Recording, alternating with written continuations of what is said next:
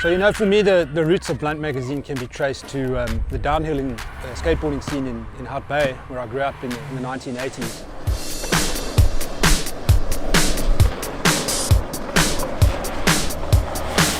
When I was a kid, we used to bomb all these hills. We used to bomb Sekaboti, just below Little Lion's Head, and then just up the road from here, there's a spot called Taragona, which is a legendary downhill spot.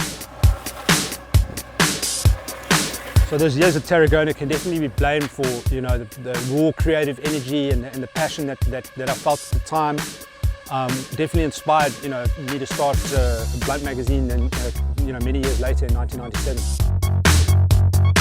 So when we started the mag in '97, it was totally DIY. I was living in a little flat that was actually just a renovated garage in my parents' house just near the beach in Hout Bay. And I ripped out my bedroom, put a sleeper couch in the little lounge area and put in an office. We didn't hold back, we did whatever we wanted, and we made this really creative, wild, expressive magazine that had like really hardcore editorial, and we just said it how it was, like we were blunt. And the magazine just took off from there.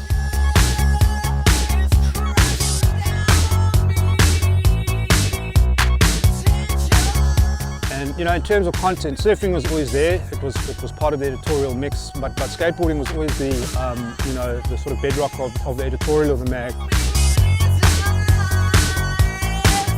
But thanks to reader demand and the growth of the mag, we started including all other kinds of sports, snowboarding, wakeboarding. BMX also came through quite strong in the second, third years. That whole scene started to revive in the late 90s and early 2000s. We only had a few pages of music, a few CD reviews and some band reviews in the beginning, but before long that also came to take a big chunk of the magazine.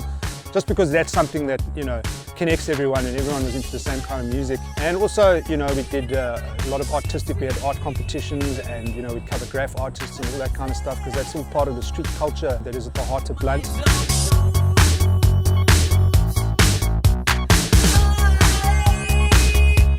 As far as Blunt was concerned, we were just mostly spectators at all the events, covering them and that.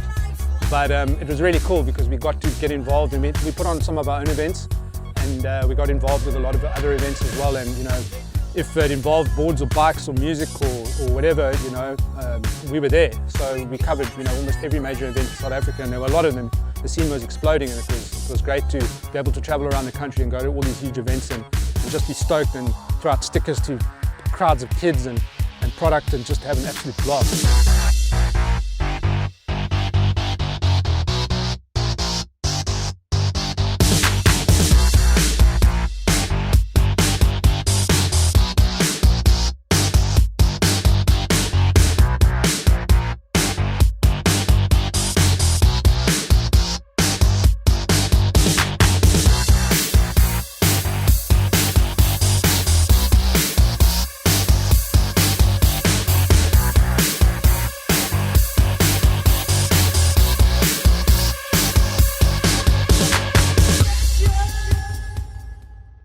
Game-changing event for me, one of the biggest events that really changed the whole scene and the whole, impact that Blunt was sort of having was the Red Bull Downhill Extreme in Camps Bay in 2000.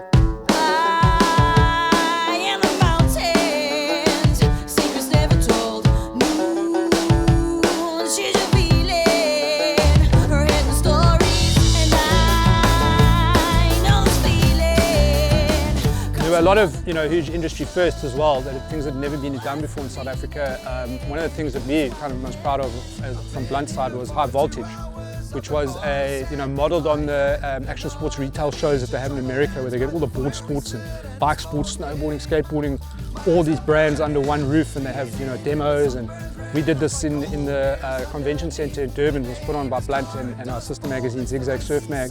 And that was an amazing event, and the coolest thing about it was right at the end they had a street course comp with this car with two wedges, and the guys were doing flips and stuff over it, and then the wrecking yard allowed the guys to smash the car to pieces at the end, which was just nuts. I still remember one little 8 or 9-year-old kid banging on this thing with his board, and his mom coming and dragging him away, and he was like, no, no, no. What is happening with Blunt Mag right now? So the great thing is, after many years out, Blunt left the Valley and went to a publishing company in Cape Town. It's come full circle. We brought it home, and we're running it independently from here. But the nice thing about the Valley is it's like a world-class skate park here now. There's a thriving scene, which we're going to tap into and support, and getting involved in local events, the Eyethu skate park, the kids from the township and the other local kids, and put back into the community that gave birth to us. So I'm really stoked to be able to do that. You know, this community has given me and Blunt so much, and I'm really stoked to be able to put something back into it. So yeah, watch the space, Blunt is back.